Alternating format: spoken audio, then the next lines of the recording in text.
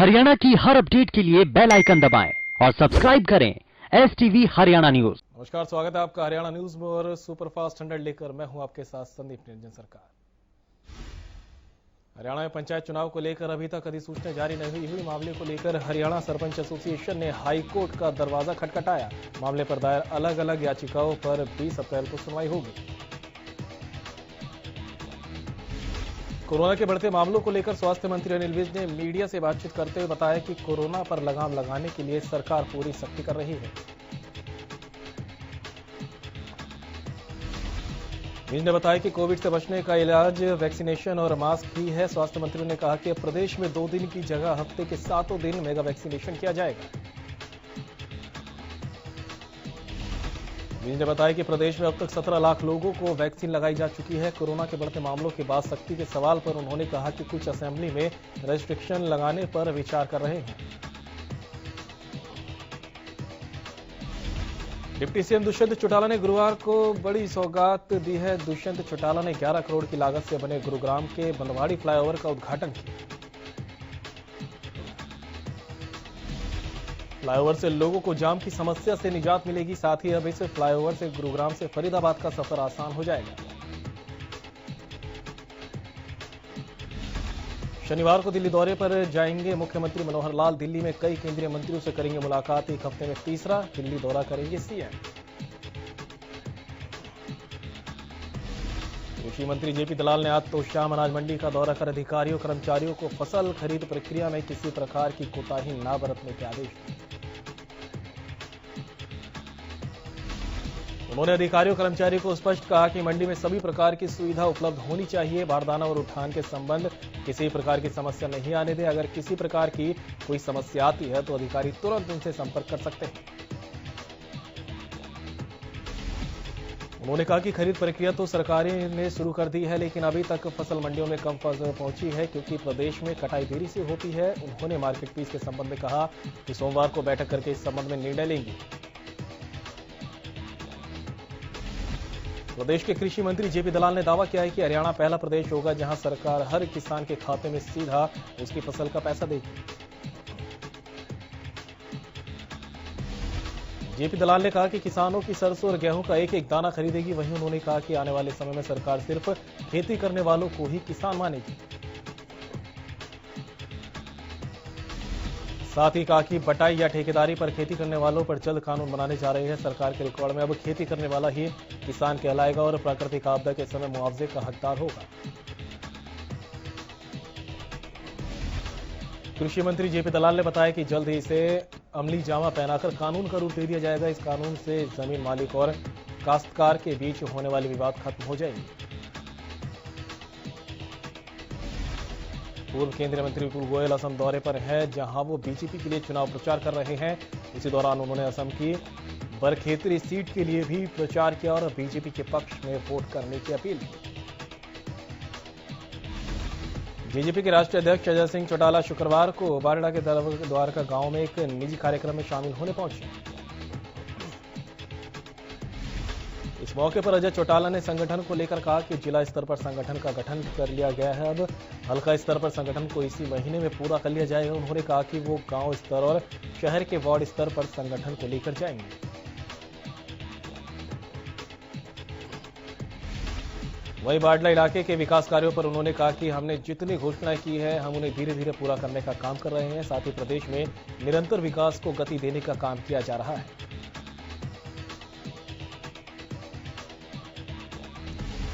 अचानक के गांव पालवा में इनेलो नेता अभय सिंह चौटाला पहुंचे और एक नुक्कड़ जनसभा को संबोधित किया। वहीं ग्रामीणों ने अभय चौटाला का जोरदार स्वागत किया और बुजुर्गों ने आशीर्वाद दिया।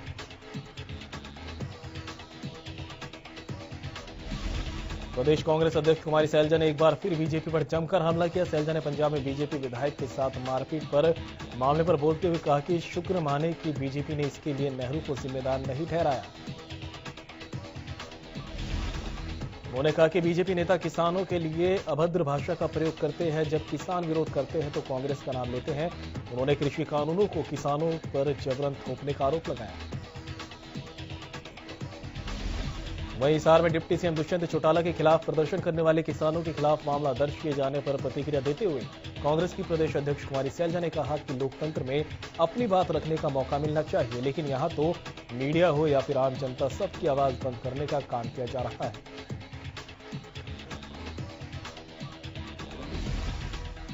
बीजेपी विधायक रामकुमार गौतम की तबीयत खराब होने के चलते उन्हें गुरुग्राम के मेदांता अस्पताल में भर्ती करवाया गया। रामकुमार गौतम को फेफड़ों में इंफेक्शन की शिकायत थी, जिसके चलते उन्हें एडमिट करवाया गया। फिलहाल उनकी हालत स्थिर बताई जा रही है। प्रदेश भर में गेहूं की खरीद का दूसरा दिन है। मैसेज के हिसाब से खरीद का सिस्टम बनाया गया था, लेकिन तालमेल में काफी कमी देखने को मिली। ज्यादातर जगहों पर किसानों को मैसेज दिए जाने के बावजूद किसान गेहूं लेकर नहीं पहुंचे, तो कुछ जगह पर बिना मैसेज के ही गेहूं लेकर पहुंच गए। वहीं करनाल में किसानों को काफी परेशानियों का सामना करना पड़ा। किसानों का कहना है कि उनकी फसल पक चुकी है, खेतों में आग लगने का डर है, बारिश से नुकसान हो सकता है। अगर सरकार सही समय पर खरीद नहीं करेगी तो किसानों की फसल खराब हो जाएगी। अंबाला की अनाज मंडी में गेहूं की सरकारी खरीद के लिए तैयारियां पूरी कर ली गई है, लेकिन खरीद के दूसरे दिन भी दोपहर तक अंबाला छावनी अनाज मंडी में गेहूं का एक दाना भी नहीं पहुंचा।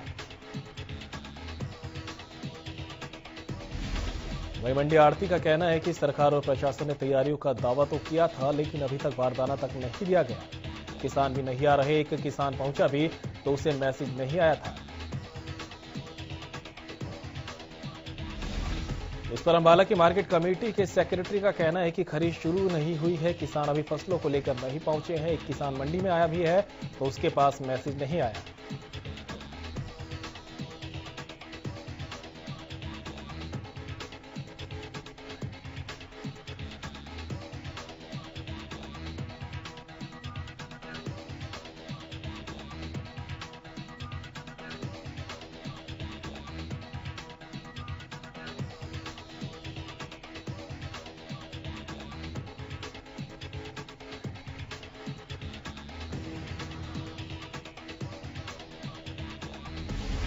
एक अप्रैल को गेहूं की खरीद को लेकर प्रशासन की ओर से किए गए सभी दावे फेल होते नजर आ रहे हैं। बल्लभगढ़ में किसानों के पास अभी तक पंजीकरण के एसएमएस नहीं पहुंचे और जब तक एसएमएस नहीं पहुंचेंगे आड़ती किसानों की फसल को नहीं खरीदेंगे।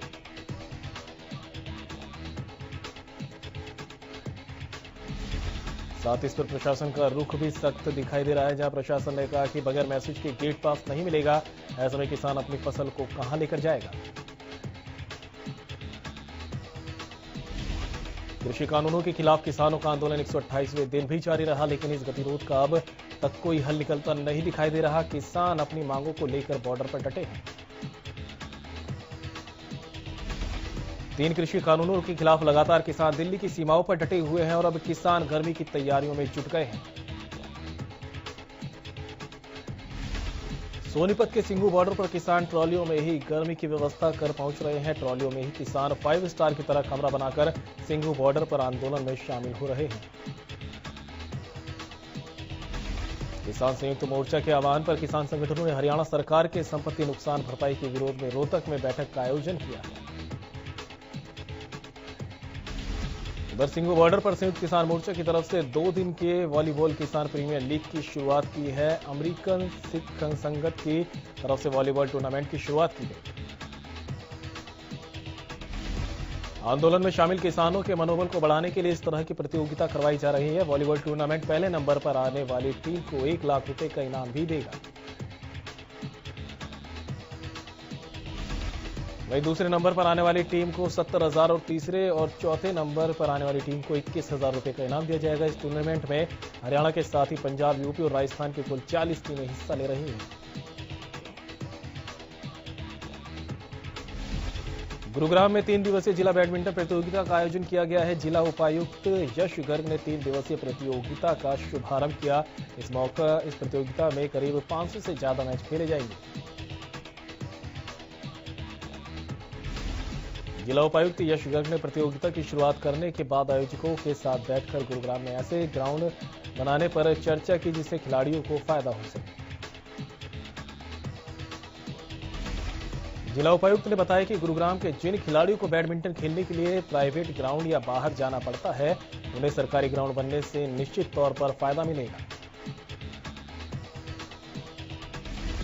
फरीदाबाद में कक्षा 8वीं और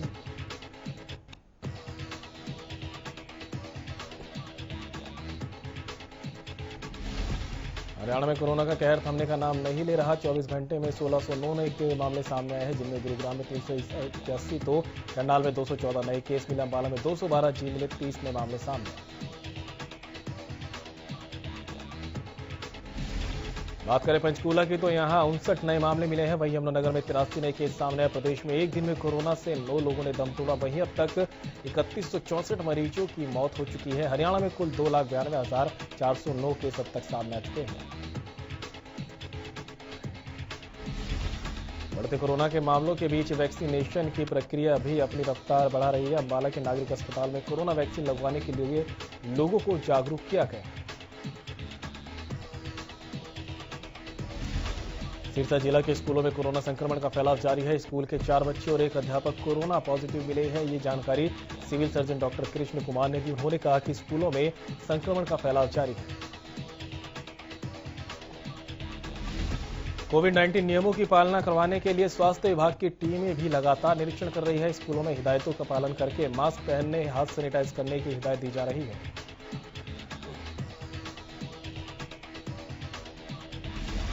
देश की सेवा में अपनी जान देने वाले यमुनानगर के शहीद जयमाल खान को पूरे राज के सम्मान के साथ सुपुर्द-ए-खाक किया गया। आपको बता दें कि गांव कल्याणपुर के 40 वर्षीय सीआरपीएफ जयमाल खान कोकराझार में तैनात थे और ड्यूटी के दौरान गोली लगने से वो शहीद हो गए। बताया जा रहा है कि शहीद जयमाल खान ने छुट्टी के बाद 24 मार्च को ही ड्यूटी ज्वाइन की थी। जयमाल खान की तैनाती कोकराझार के नक्सल प्रभावित एरिया में थी। शहीद जयमाल खान के पार्थिव शरीर के दर्शन के लिए हजारों लोग उनके पैतृक गांव पहुंचे। पानीपत के सेक्टर 13 से 17 में रहने वाले डॉक्टर सुदेश खुराना गुरुवार शाम से लापता है। उनकी साइकिल पानीपत टोल प्लाजा के पास एक ढाबा के पास से बरामद की गई। जानकारी के अनुसार डॉक्टर खुराना रोज शाम को साइकिलिंग के लिए निकलते थे। गुरुवार को भी वह 6:30 बजे घर से साइकिलिंग के लिए निकले, लेकिन देर रात तक वापस घर नहीं लौटे। गोवाना नगर परिषद के पार्षदों का कार्यकाल मई में पूरा हो रहा है। आगामी चुनाव के मद्देनजर चुनाव आयोग के आदेश पर मतदाता सूची का फिर से निरीक्षण करवाया जा रहा है। एसडीएम प्रदीप कुमार ने नगर परिषद कार्यालय में सुपरवाइजरों और बीएलओ सुपरवाइजर की बैठक लेते हुए कार्य की समीक्षा की। एसडीएम ने सुपरवाइजरों और बीएलओ को पारदर्शिता के साथ काम करने के लिए प्रेरित किया। बहादुरगढ़ के लोग इन दिनों पीने के पानी की परेशानी से जूझ रहे हैं। क्षेत्र में जो पानी आ रहा है वो सीवर के पानी से कम नहीं, जिससे परेशान लोगों ने प्रशासन के खिलाफ मोर्चा खोल दिया। भवानीखेड़ा में ठेके पर लगे पूर्व सफाई कर्मचारियों ने हरियाणा जागृति मोर्चा के साथ मिलकर सरकार के खिलाफ मोर्चा बुलंद किया। नाराजगी इस कदर कि उन्होंने तहसील परिसर में अपनी मांगें पूरी करने को लेकर जमकर नारेबाजी की। लोग बकाया वेतन और इन्हें नियमित किए जाने की मांग कर रहे हैं। सिक्योरिटी अमाउंट को लेकर आए नए नियम के विरोध में आज बरनाला रोड स्थित बिजली घर में किसानों ने धरना और प्रदर्शन करते हुए सरकार और बिजली निगम के खिलाफ नारेबाजी की।